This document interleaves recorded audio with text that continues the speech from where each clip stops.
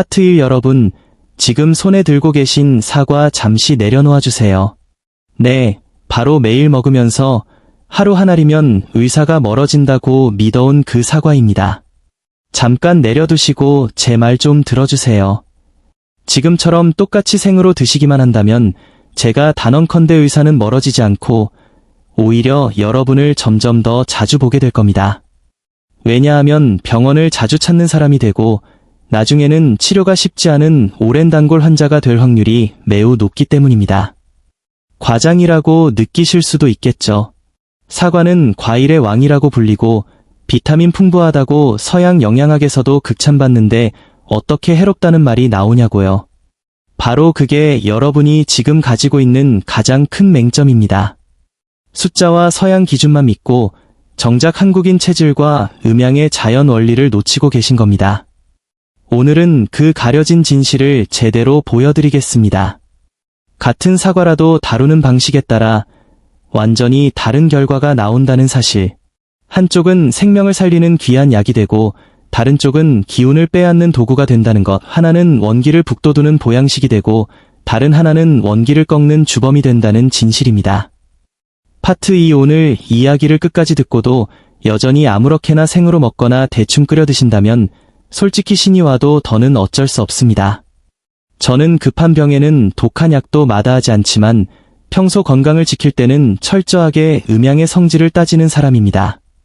세상 모든 것에 뜨거운 성질과 찬 성질이 있듯 음식도 마찬가지입니다. 지금 이 영상을 보시는 분들 중 30을 넘기고 40, 신이 되신 분들이 많으실 겁니다. 여러분, 지금 자신의 몸 상태를 진지하게 돌아보신 적 있으신가요? 10명 중 9은 몸속에 한기와 습기가 가득 차 있습니다. 나머지 1명은 몸이 너무 허약해서 좋은 보약도 제대로 받지 못할 지경이죠. 손을 배 위에 올려보세요. 차갑지 않으신가요? 아침에 거울 볼 때 혀 가장자리에 자국이 남아있지 않나요? 일어나자마자 몸이 무겁고 축축한 무명옷을 뒤집어 쓴 듯 답답하지 않으세요? 이게 바로 몸속 한기와 습기의 증거입니다. 그런데 이런 체질을 가진 분들이 매일 아침 생사과를 아삭아삭 씹고 계십니다. 그건 꺼져가는 장작에 냉수를 끼얹는 것과 같습니다. 파트 3 생사과는 분명 차갑고 서늘한 성질의 음식입니다. 서양에서는 비타민C와 식이섬유가 많다고 칭찬하지만 한의학은 수치보다 기운과 성질을 봅니다. 생으로 먹는 사과는 위장으로 들어가면서 남아있던 마지막 양기 불씨마저 꺼뜨립니다. 이가 차가워지고 기능이 떨어지면 음식물이 제대로 소화되지 않고 그 찌꺼기가 습기로 변해 몸에 쌓입니다. 결과는 위 더부룩함, 잦은 트림, 소화불량은 물론 관절 통증, 손발 냉증까지 이어집니다. 그런데도 나는 건강 챙기고 있다며 매일 생사과를 드신다면 그건 건강을 지키는 게 아니라 서서히 몸을 무너뜨리는 행동입니다. 저는 수십 년간 환자들을 보며 이런 잘못된 믿음 때문에 건강을 잃는 분들을 너무 많이 봤습니다.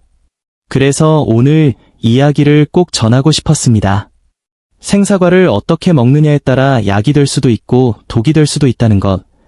오늘 이 한마디가 누군가의 건강을 바꾸는 전환점이 되기를 바랍니다. 파트 4 며칠 전 고양시에서 60이 넘으신 아주머니 한 분이 찾아오셨습니다.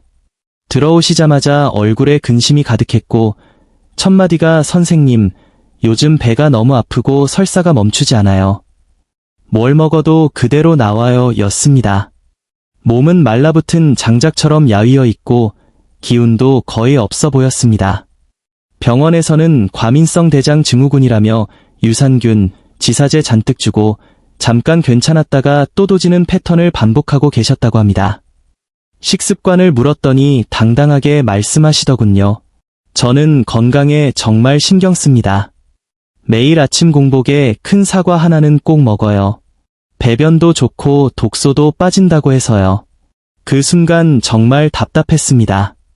아주머니, 원래 몸에 열이 부족하고 기운이 허한 체질이신데 밥 한 그릇도 소화하는데 시간이 오래 걸리는 그런 몸에 공복에 찬 사과를 넣는 건 해독이 아니라 양기를 밖으로 밀어내는 질이에요. 사과 자체가 나쁜 게 아닙니다. 아주머니가 드시는 방식이 문제였던 겁니다. 약은 모두 끊고 제가 알려드린 방식으로 사과를 드시라고 권했습니다. 그리고 단 3일 만에 설사가 멈췄고 얼굴에 붉은 기운이 돌기 시작했습니다. 허했던 기력도 살아나면서 안색이 확 달라졌습니다. 다시 오셨을 때 놀란 얼굴로 물으시더군요. 어머, 이 사과가 어떻게 이렇게 신기한 약이 된 거예요? 저는 웃으며 대답했습니다. 사과는 원래 몸을 살리는 열쇠였어요. 다만 그 문을 어떻게 여는지에 따라 달라질 뿐입니다. 파트 5 이 이야기의 핵심은 단 한 글자, 불입니다. 그리고 진짜라는 두 글자가 더해질 때 비로소 약이 됩니다. 그런데 요즘 가장 안타까운 오해 중 하나가 바로 진짜 찐 사과와 단순히 삶은 사과를 똑같이 여기는 겁니다. 영상 절반만 듣고 집에 가서 사과를 큼직하게 썰어 물 가득 붓고 푹 끓이시는 분들이 많습니다. 달달한 사과물을 마시고는 선생님, 얘 더 눅눅해지고 속이 더부룩하고 꼬르륵 소리가 나죠 하고 오세요. 여기에는 천지 차이가 있습니다. 하나는 찐 사과, 하나는 삶은 사과. 겉모습은 비슷해 보여도 하나는 몸을 살리고 하나는 해칩니다. 오늘은 이 본질적인 차이를 끝까지 알려드리고 많은 분들이 걱정하시는 결절, 낭종, 종양과 먹는 방식이 어떤 연관이 있는지도 함께 풀어보겠습니다. 먼저 찐 사과부터 이야기하죠. 제가 왜 찐 사과를 보약이자 생명의 열쇠라고까지 말하는지 이건 단순한 느낌이 아닙니다. 사과색은 붉습니다. 한의학에서 붉은색은 심장으로 들어갑니다. 심장은 혈맥을 주관하고 정신을 밝게 합니다. 맛은 새콤달콤하죠. 신맛은 간으로, 단맛은 비장으로 들어갑니다.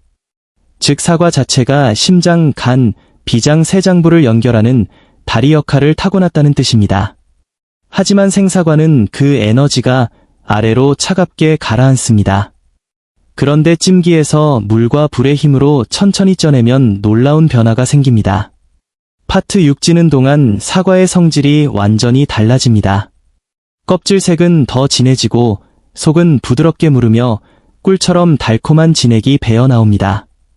이 진액이야말로 생명의 정수입니다. 이 상태가 되면 사과는 비로소 보약이 됩니다.